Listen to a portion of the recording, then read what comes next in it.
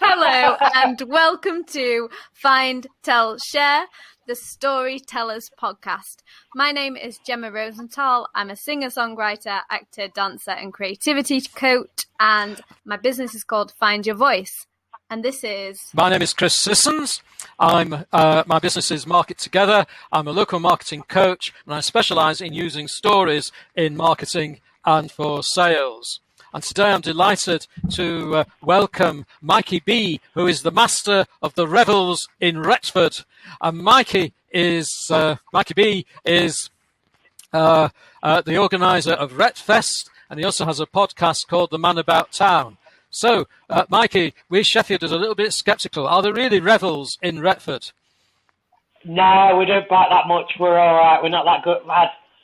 You should come down to Retford. It's only about 10 stops on the train, 45-minute journey. I've often done that journey with my wife, there and back. That's been... you should come down. You can watch it online. It's all going to be online this year, Retfest. Brilliant. So, Jemma, where are we going next? Yep. We are starting with the find part of the podcast, so just welcoming Mikey B to the show. And as always, we have our three sections. So the first is the find, and we talk about inspiration. How do we find inspiration for stories or whatever we're working on? Obviously, I do like songs. So, yeah, Mikey, tell us a bit about your inspiration. What has inspired you this week, and who inspires you? Walpolston has inspired me this week because obviously I did a Unlock Your Potential, kind of like a personal development course over the weekend. That was very interesting. And I unlocked my potential. We did a virtual summit over the weekend, which is amazing. Amazing. For anyone, really, really good, yeah.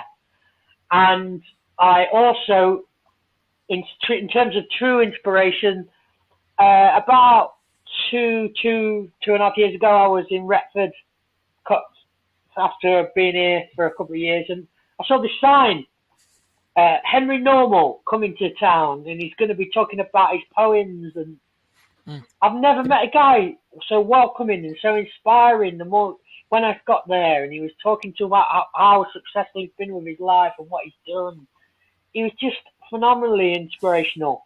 Mr. Henry Normal, ladies and gentlemen. Yeah. Respect to the Henry Normal. Yeah. And so Henry Normal does poetry, is it? He does poetry now, but he's one of the co-founders of Baby Cow Productions with Steve Coogan, and he's wrote for the royal family, Mrs. Merton. Wow. It's phenomenal. Absolutely true. Really funny man. Great poems. He's just phenomenal to listen to. I could have sat and listened to him all day.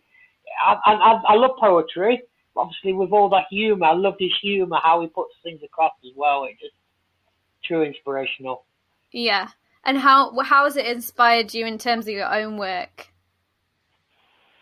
I looked at what he'd done with like Baby Cow, and looked at what he'd done for writing and how he's developed it, and I thought, how he organised his event, and I thought, if an amazing man like him can do an amazing event, and Retford's a town with some amazing characters. It's a great place to live.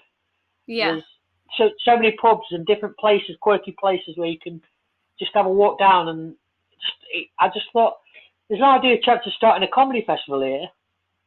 And then I went on a course in Sheffield. And I started by Anthony J. Brown. He's a local promoter in Sheffield, and he's in the Phoenix Nights. He's another true inspiration. He's a very funny man as well. Does a lot on the circuit. Helps a lot of good comedians out there. I just thought, for Retford, it's an ideal place. They have a comedy night once a week, every 3 months. Tried a couple of comedy nights, and then I thought we could do with a festival here to liven the town up and bring a few more people there. It's always good to bring more people in. It's just phenomenal. Yeah. Chris, have you got any thoughts on that? Yeah, well, I've heard Henry Normal on Radio 4 on and off over the years. He very occasionally has a a half-hour program at 6:30. I think it's usually a sort of one-off show, not rather than a series. But I do remember one of his poems from many years ago, and I'm sure you both would love to hear it. It's only 4 lines long, so it's not, and it's about the Scott Memorial on Princess Street in Edinburgh. Really is. And it goes like this: the Scott Memorial amazes me because it looks like Thunderbird 3, which is odd when all's said and done, because Scott's the driver of Thunderbird 1.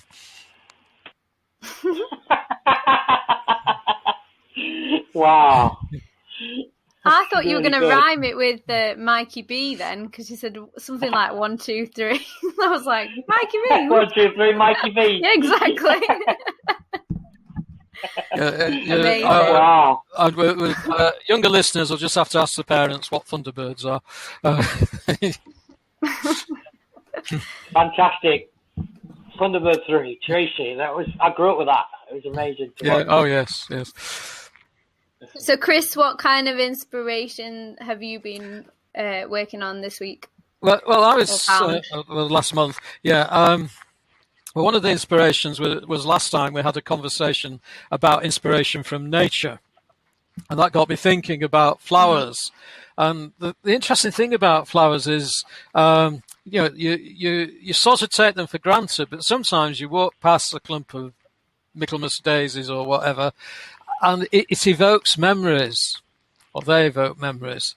And actually often flowers are a part of our story in a very sort of quiet way. And so I'm working on 5 blog posts with 5 selected flowers. So buttercups, which is a somewhat dubious method for working out whether you like butter by holding it under your chin. I think there's probably a more reliable way of finding out whether you like butter.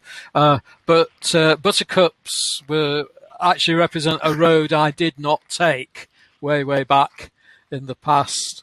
And Michaelmas daisies, which I mentioned, which has got to be, in terms of colour, the worst design choice in the whole of nature.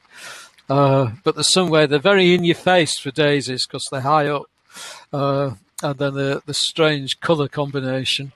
Bindweed, which is my pet hate at the moment. My life would be greatly improved if there were no bindweed, or so I like to tell myself. And then roses, because my grandfather was very keen on roses, and he had a rose garden, and chrysanthemums. And my mother's cousin lived in Wisbech, and we used to go down there when we were kids, and he had a nursery for chrysanths and tomatoes, and they're a very good barometer of the state of the economy in the country, for reasons that I shall explain in the blog post when I get to it. So, flowers. Are there any flowers in your lives, Mickey and Gemma? Yeah. Well, I've just started gardening myself. So I've just started. The flowers are all grown now, but my neighbour gave me some flowers a few months ago, just when lockdown happened, really. So I've started gardening over lockdown, and they've all bloomed really, really nicely. So yeah, that's been really good for me. Something to be creative during lockdown. Any specific flower that speaks to you? Do you know what? I'm really bad with the names of them. I do have like tags on them, but I don't really remember them. Yeah. But I've got herbs as well. So there's like lavender, and then I've got curry plant. There's another one called Schizo Stylus that I do remember that one, just because it's got, a weird name. But yeah, I think they're all nice. I like the white ones. I can't remember what they're called, but there's some nice white ones there, and yellow. Having worked for the amazing company Morrison's, and I still do. Yeah. I deal with flowers every day. I'm on the flowers department, and I'm on the herbs. So it's quite hard to distinguish the flowers. But I can bring you any supermarket flowers, as Ed Sheeran would say. I'd say lilies are nice. They're sort of spring out at you when you look at them. I don't know what it is about lilies. And like you say, when you're trying to pronounce, this was one thing that was humour as a kid I used to have with my mum. Pronouncing flowers' names are quite hard. They are. I'm glad I'm not that was embarrassed. just an observation, by the way. Coming up with flowers' names and pronouncing them and then spelling them, God, got no chance of that one. But it's so amazing that, like you said, they can speak to you. I didn't realise they can speak to you, but the different colours bring out a lot of good happiness. I often bring flowers home for the wife. She thinks, why are you buying with them? I always think I'm in the doghouse again, so. But yeah, yeah. Just for our listeners, that Chris, we were talking about nature in the last podcast as well. So if you want to go and check out some of them after this one, so yeah, for me. Well, my inspiration has come through talking to my friends. So sometimes I will message other creatives or other songwriters or different people that are into different creative stuff, and I will come up with a song through that. So I was just talking to my friend Sarah, who's an artist, and she's got some fantastic artwork. So I might put her link on there for everyone as well. And she we were talking about like screaming because it was me that was screaming in because I was getting angry at something. I can't remember what, but I went outside and I just made a big sound and then I told my friend and she was like, oh yeah, it's really good to have a good scream, isn't it? And then I decided to write a song called River Screaming. So I don't know. So it just came out in that way. And because she's an artist too, I think we all, whenever I talk to her, I seem to write a song. You know, she'll just say to me, she just goes, oh, why don't you write a song about it? And then I do. It's just, it's really good to have those kind of friends where you can just vibe off. And I don't know if you have that, Mike B, like when you're talking to other comedians, do you kind of like get ideas just spring up, or talking to your friends even? Yeah, definitely. You come across things with your friends, like you've just said, that you don't realise you find when you were your family or like that. Your friends always seem to bring the best out of you in some funny, strange way, and you know what I mean. They always. Oh, here's a joke for you, Mike. I've not heard for a bit. You should try and use that one. Or they'll do something funny without them realising, and then you can sort of put that in your routine as well if you see some observations that they do. Like I've got a friend who loves video games and he's obsessed with video games, and he said, "I've got this joke for you." He said, "Obviously, if you."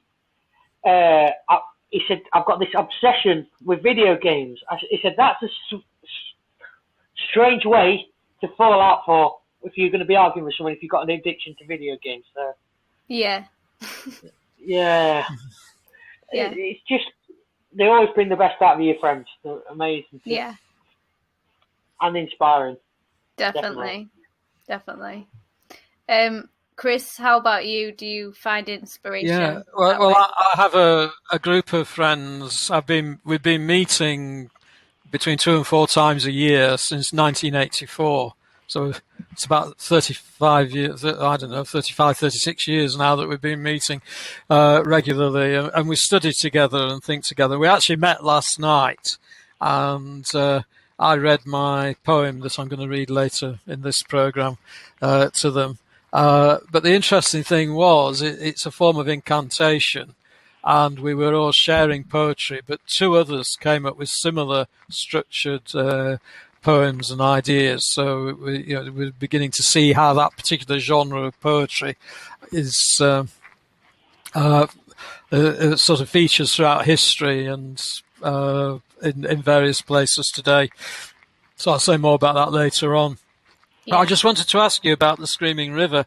Is it any particular river that's screaming? I mean, there's quite a few rivers in Sheffield. To be honest, I was singing it earlier and I actually realised that the lyrics, it's actually about a woman, so it's not actually the river screaming, but she's screaming as she's going down. I don't know, that is the lyrics, but when I thought of it originally, I still imagine the river is screaming, and it's not actually, so maybe it's not a woman. Like, it can be interpreted in whatever way anyone wants to interpret it. It is a bit like of an, you know, it's one of them, were you saying, like Kate Bush type of things, where it's just like, you know, like yes. You just imagine someone just like floating in the river like wild hair or something. I don't know.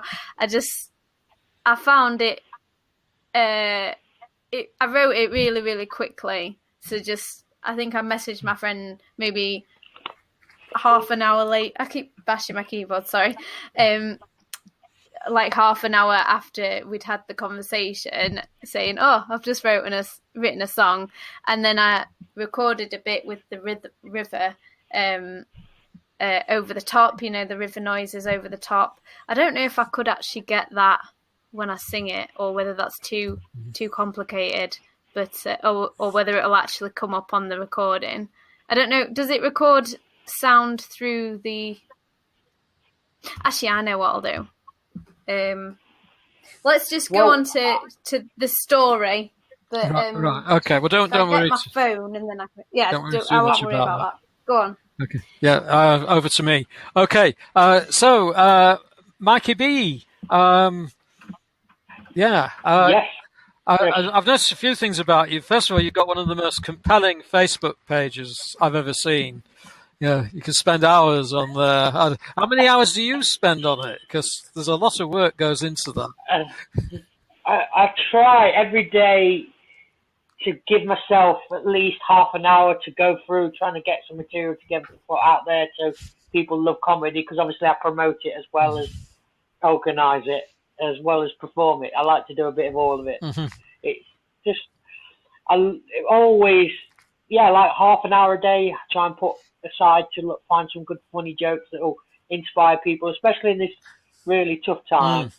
I think a lot of people, just to perk them up a bit, it doesn't matter what jokes you're coming up with at the moment. Obviously, there's a line on some, but I think any form of humour at the moment is good for a lot of people. It's helping them so much, I think, anyway. Definitely. Laughter's always been the best medicine in my eyes. Yeah. So, I mean, how have you found the lockdown? Have you had opportunities to entertain? And I've had a few gigs, but I thought this year, just the way it is at the moment, I don't want to chance doing any gigs and then the COVID, do you know what I mean? I don't want to go too much into that, but with COVID the way it is at the moment, I don't think it's right to be performing it live. I know there's venues that are all willing to do it, and hopefully soon, once things get better, then we know there's a vaccine, or it's going to be a lot safer for people to be out with all what's going on. I think I'll definitely start going back doing live stuff again, actually live in venues. But till then, I've just been doing a lot online. Yeah. I was wondering if you're doing things online. Yeah, and do you have a link so people can find out what you're doing? Yeah. So I'll send you that later on, guys. We'll put that in the information later on. Yeah. Okay. Well, I think it's time that we heard your story, Mike. If you like to take it away. Take it away. So you got another 50. How long we got? Another 3 hours before we start. No, right. How this bizarre madman came up with Barking Mad. Obviously, I went down after I'd done my course with Anthony J. Brown, which, like I say, is an amazing Sheffield funny comedian. If you get a chance to go, guys, go and watch some of his nights because they are really, really good. I was looking through Facebook, I was just going through the Eventbrite, and obviously comedy's always been within my blood, because obviously I've always used to have a little laugh with my mum and a bit of banter with my family, and they've always known me to be trying to crack a joke here and there at Christmas. Oh, you're coming out with them cracker jokes again and all that, and but I was flicking through there and I saw this thing in London that another amazing comedian. I'm going to blow his own trumpet. He is truly inspirational. He does Edinburgh shows every year. I met a man called Simon Kane, and he was doing an event where every festival organizer was there, from Edinburgh, Leicester, Hull, all the top comedy festivals that are on throughout the whole of Britain throughout the year. And I got talking to them all. I just went as a person just to have a look round, and I got smartened up, and I just kept looking. Everywhere I went round, you could ask them a question about how their festival's getting on, what they're doing, where they're up to. And they gave me brochures. I must have had about 50 brochures and leaflets and that at the time came about.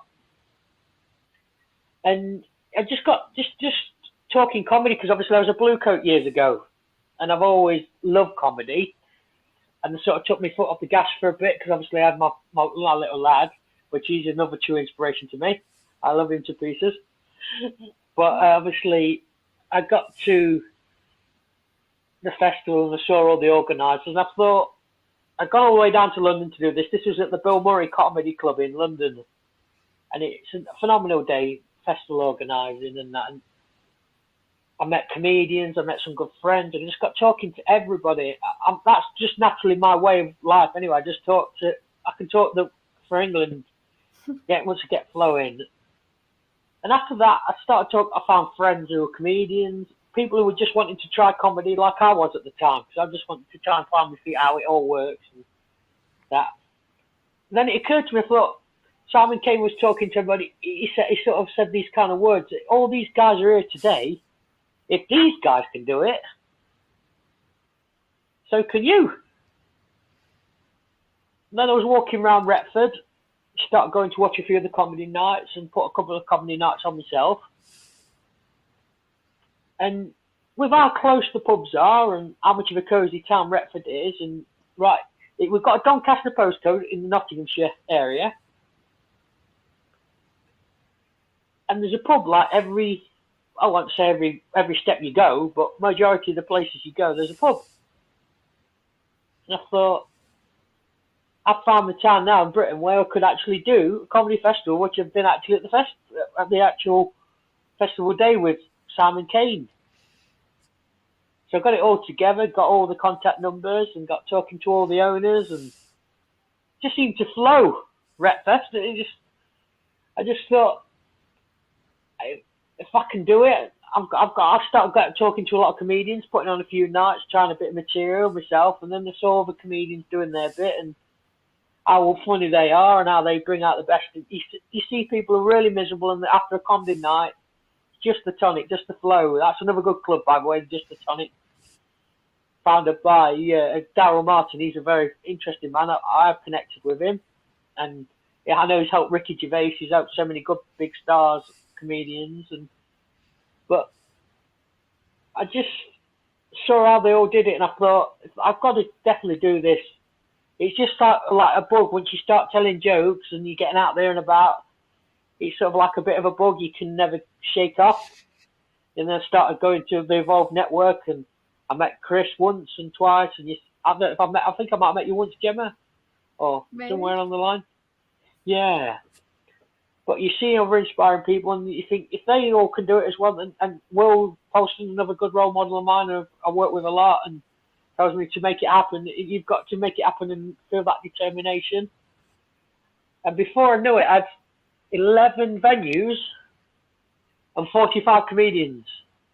Wow. All around my amazing town of Retford. And I just can't believe how it's amazing. Last year, 2019, this year's going to be 2020, second one online.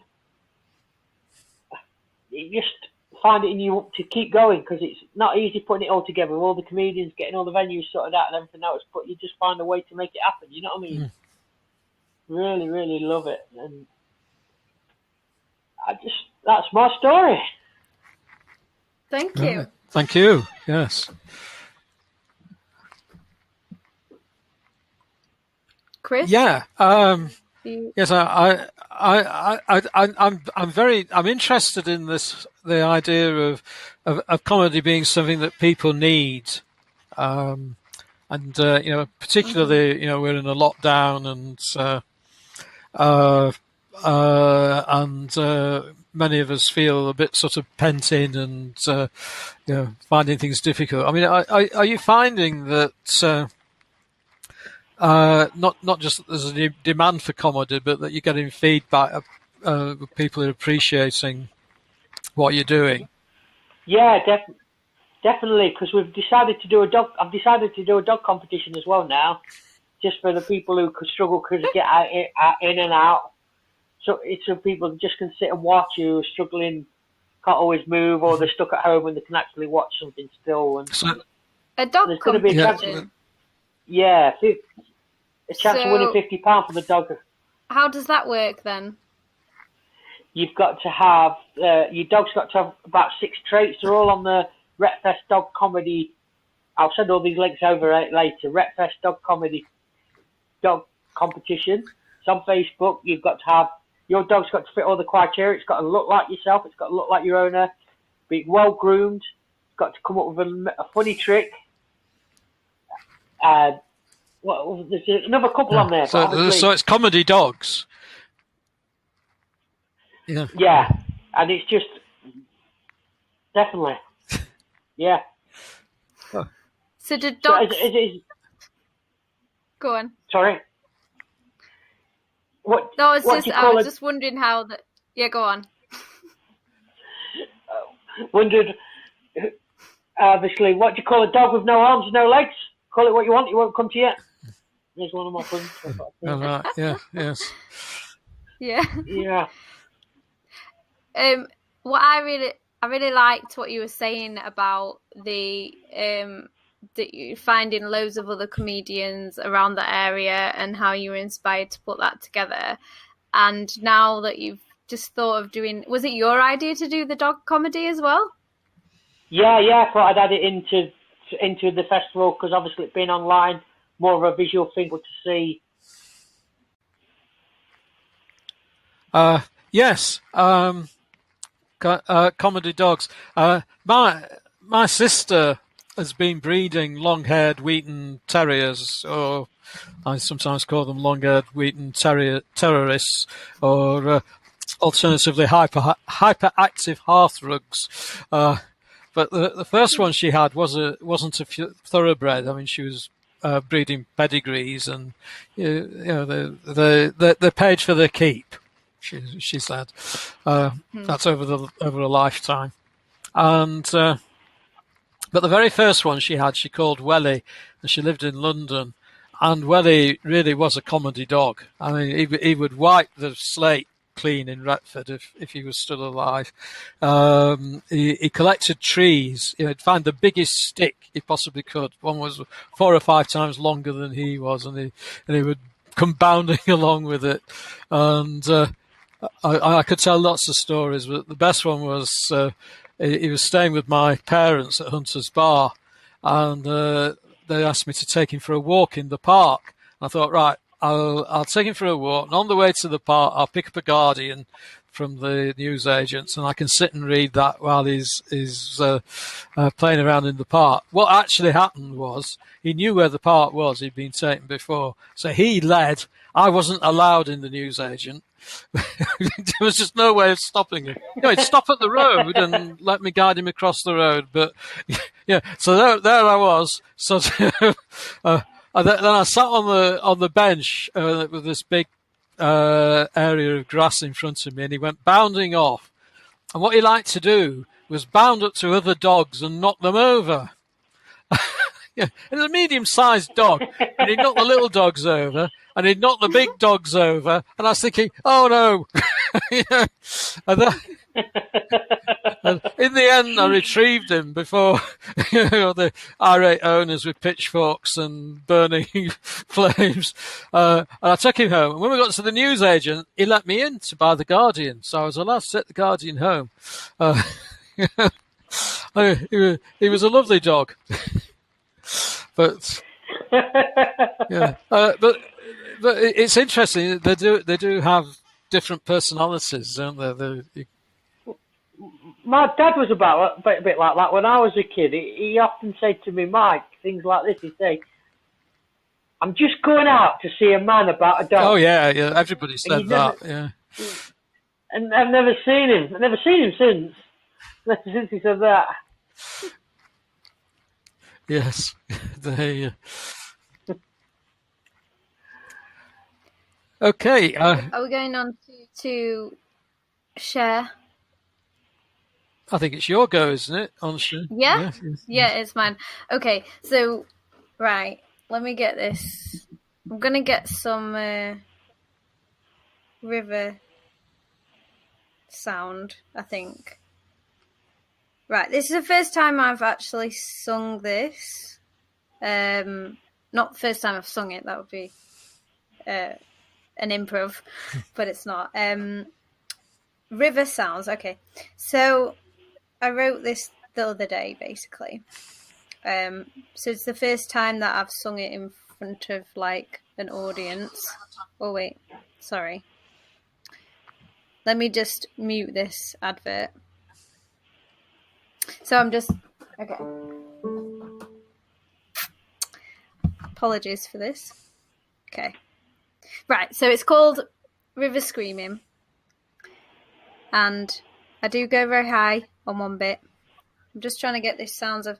So just some river in the background. There we go. Okay. It just adds a little bit of something.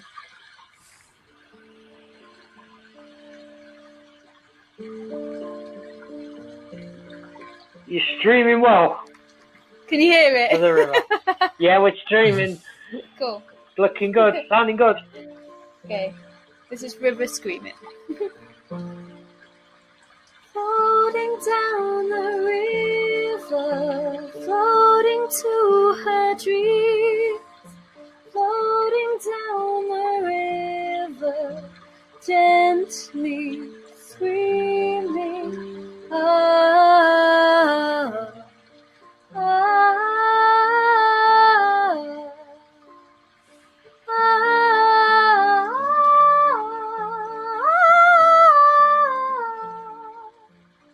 catching up with every storm that's in her way, moving past the obstacles to the river that's a play.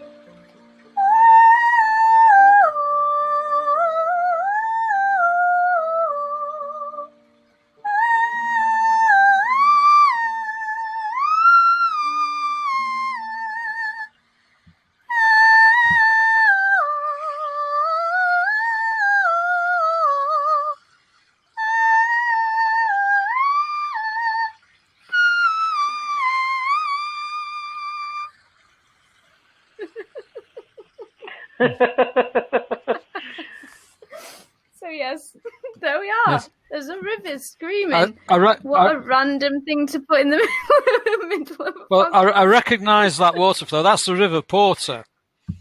Is it? Yeah, oh, absolutely. Are you sure? Yeah, if up near the Shepherd's Wheel in Whiteley Woods, I heard somebody recorded the river, and it sounded just like that. About 20 minutes of a river and birds in the background and so on. Yeah, you need a few birds on it. Yeah. I bought me and the wife a waterbed, you know. Yeah, like a waterbed. We've drifted apart ever since. Oh. Do you do like the jokes with what kind of jokes is like your typical joke thing? Is it like because I know in different comedy styles they have like people do different styles of jokes. So what's your like? What do they call it? My kind of style, like one-liners and observational kind of humour. That's me. Yeah. Obviously, I'm trying to develop more into stories as well. I'm trying to be a bit of jack of all trades now. Because we were gonna. Sure we'll get yeah, go on. Carry on, love. So one of the things Chris said before. I think I tend to bring comedy just because when I do stupid stuff, like. But yeah. So one of the things Chris said was to talk about like the difference between a comedy routine and a story, because obviously you might use comedy within a story, or you might use story within a comedy routine. So do you have any thoughts on that? Might be like just. I agree. I think he's right. I think you can involve the comedy within a story, and you can adapt it to how you want to do the comedy. You know what I mean? Like if you want to do it with one liner, and then you can make your story even funnier with including that, which was Chris has said before, which is right, isn't it? Yeah. I mean, there is a difference between storytelling and stand-up, but there's clearly an overlap in them as well. I mean, normally when you structure a story, you want to end on you don't want to end on a laugh, but comedy earlier in the story can actually help, because the idea is that there's usually some sort of transformation or change or twist in the story. So if you start out as comedy, you don't end up as comedy, and you use the comedy as a misdirection, because you don't, and build it more. I'm sure I've seen stories before where they do end on a laugh, though. Sometimes that can be quite a good, like uplifter kind of thing. Just like a one-liner or something at the end. Yeah. It gets people thinking at the end, like Chris said, a twist. That you don't really expect. There's nothing stopping that, but usually you want to move the audience when you're telling a story. You want them to see a change happening to certainly the main character in the story, and to be moved by that change in some way. So they might be in tears or more hopeful, or tears of laughter, or something like that. Maybe you could have. I mean, one pattern is laugh, laugh, cry, which is where you have a story that begins out with a lot of humour, and then there's a twist, and it turns to a more tragic way forward, and that means that the laughter, in a way, distracts you at the beginning until you realise what the story is really about. And that can be used very effectively. But if you're using, I mean, as I do, if you're using stories in business and marketing, then you really want to normally end on a note of hope. So that would be laugh, laugh, cry, hope, because you want something positive in there. And usually for marketing, ending the story on a laugh is a bit deflating. It doesn't really take you anywhere. But clearly, if you're doing stand-up and people are not laughing, you've got a problem. You want to end on a high sort of thing. Yeah. I always think be flexible with stuff. You never know what. Or you could leave it with a thought of a funny thought that people never really thought about before they started. Yeah. Well, like a lot of things, you experiment and see what works and what doesn't work. But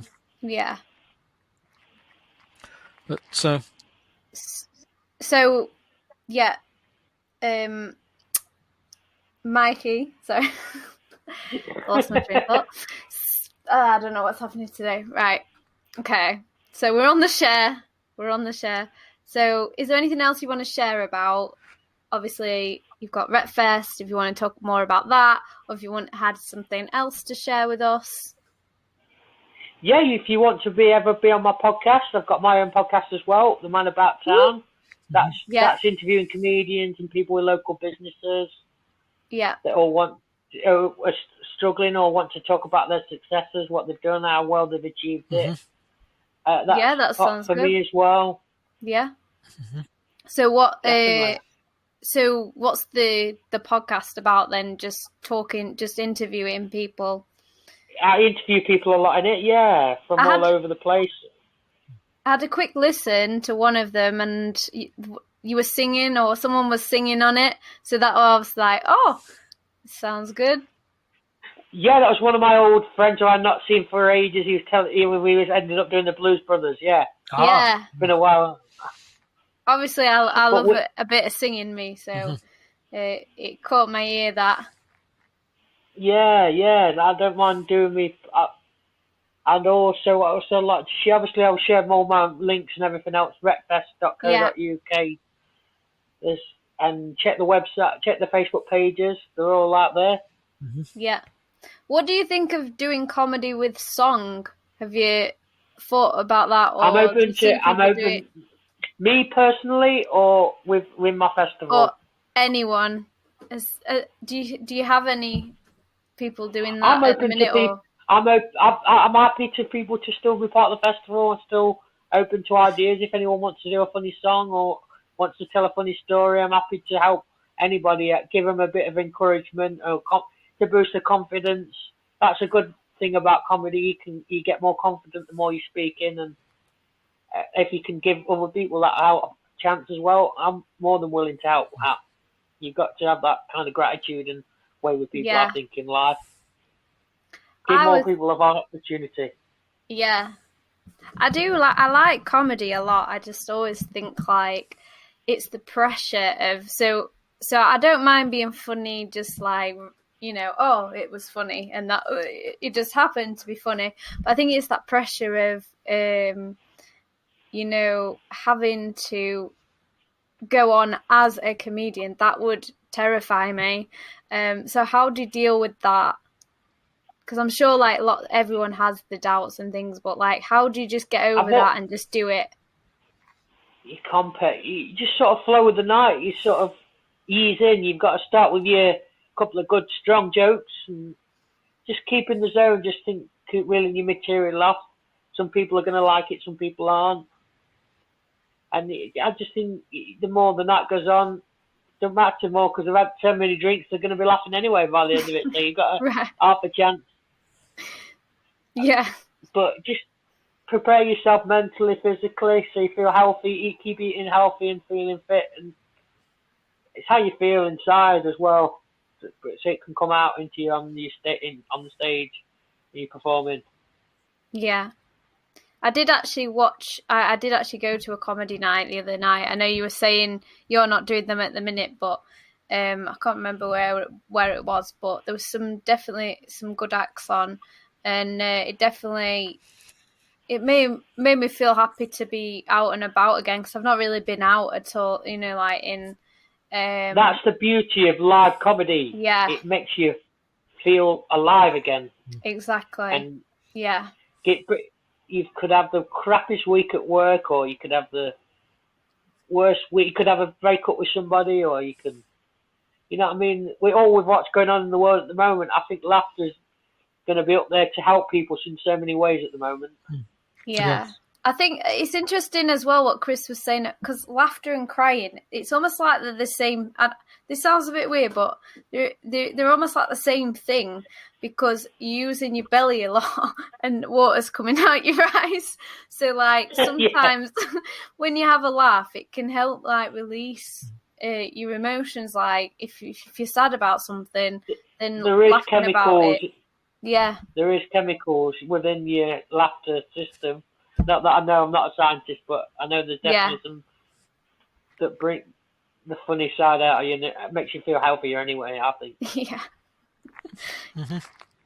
So, Chris, have you got something to share with us Yes, today? I'd like to share a business that I've just discovered in recent months called the Carter Howe School of Folklore and Fantasy. Carter Howe is spelt Carter and then Haugh, and it's run by two women in America. I think they're Bryony and Susie, and I listened in on some of their on a couple of their lectures a couple of weeks ago, and one of the lectures was about what they call spell poetry, and basically what it is a sort of incantation. So it's a list. So you come up with a title, and that's I don't know, how to fall in love, or how to make £1,000,000 or something like that, and then you come up with a whole long list of ways of doing it, and some of the things in the list might be inspired by folklore and fantasy. Some things might be totally unrealistic. Some things might be realistic. But since I've heard this lecture, I've noticed this sort of incantatory poetry around. It's sometimes used in religious contexts as prayer, but it's also used a lot in poetry. In fact, somebody read to me last night a poem by Dorothy Parker, which was just that sort of incantation. But I was walking alongside the River Don a few days ago, and the words of this poem came into my head. So I sat down on a bench in salmon pastures. And for those who are concerned about animals, I should emphasize that no salmon were harmed in the writing of this poem. And I wrote this poem. So, I should say, I did try and print this out, and I couldn't. My printer's packing in. So I've written it out longhand, and now my problem is that I can't read the handwriting. So I might stumble a bit as we go, but we'll see how we go. Okay. How to keep a secret. Dig a hole 2 foot deep and whisper your secret into it. Fill it in and hope the grass that grows there doesn't whisper it to the wind. Tell a flock of birds and ask them not to tweet it to the moon. Climb the highest mountain you can find, shout it from the mountain top, but make sure there's no echo. Sing it on the busiest street, and lose the words in the thrum of traffic and your piano accordion. Row out to the middle of the Atlantic and speak it to dolphins and jellyfish, so long as they promise not to pass it on. But if you really want to keep your secret, do none of the above. Nice. Thank you, Chris. I like that. Yeah, that was really good. That's really good, mate. That is. It's nice to have Chris share something of his as well, because often I'm sharing a song, but haven't heard Chris share, like, often you share, like, about other people's stuff, but it's nice to hear something that's come from you, because you're really talented, Chris, so thank you for sharing. I've got a horrible feeling I'm going to fill a book with incantatory poems, and oh well. I don't think I'm quite as good as Dorothy Parker, though. But it's good that you've done that. Have you ever wrote any poems, Mikey? Not yet. I keep looking. I like a lot of Spike Milligan's poems. Yeah. I like it. I think his poems are really good. I do read a lot of his stuff. Mm-hmm. But I'm not a poet yet myself. Maybe one day I might put a few pens. I was at Luke the other night. I was at this festival at this amazing place in Retford we've got called the Leaky Teacup. They have a Luke night, and they have like different people there. And I was talking to a guy, and he loved poetry, and he made me think of Chris. How talented Chris is, because, like I say, I think he is really good. And he's saying everybody's got a bit of poetry in them somewhere, but when they find it, you don't know until you find it. Definitely. That's what I mean, my business is called Find Your Voice, and I work with people one-on-one coaching, and part of it, some people do want to do poems, some people want to do songs, or they might even want to like work on the comedy. I've been working with someone on the comedy as well, like things like that. It's like, and Chris does it with storytelling as well. So we help people in that structuring, because sometimes it's just about how you structure it, and how you come up with something. So like with poetry, you just got to start with rhyming, and then you go timing, finding, subliming, or like you can just, I kind of do it almost like it's a with rappers, kind of like just finding the different rhymes with so it. you're supposed to rhyme, is it? I'm going to have to go back to the drawing board. I mean, you don't have to rhyme in a poem, obviously, but you can. That's just one tool. You don't have to rhyme in a poem. I mean, Chris's didn't rhyme and it's fine. Yeah. But that rhymed, and that's also fine. But that's just one of the tools that you can use if you want to do a poem. Yeah, definitely. So, yeah, go on. Henry Normal's poems were really good, and Chris's is good. So, and that means it really is a talent, though. Yeah. Poetry. I think, well, the first thing is finding something that you want to write about. So if you, like a topic, and then just go from there. Just jot a few ideas down, like you would a story or something. Yeah, that's basically what you do with it. I think these incantation poems are sort of poetry 101. The easiest because it's just a list, really. But what they recommended was that you spend 20 minutes coming up with ideas and then select from those. But I did it just walking and found 5 and thought that was enough. So. Yeah. Is it a specific type of poem then? Yeah, it's a sort of genre of poetry. So. Yeah. Yeah, there's these they call them spell poems, but incantations. I suppose it's on a par with things like limericks and sonnets and so on. But as I say, it's the elementary school of poetry. Yeah, that's the poetry you do before you can walk. Okay, have we done? I think we have done. Thank you so much, Mikey B. You've been a fantastic guest and we've really enjoyed having you on. And thank you to Chris as well. And I think if there's nothing else anyone's got to say, then I think we're going to say bye for now and come back next month and check out the other podcasts. Thank you. Yeah, thank you. That's been amazing, guys. Thank you.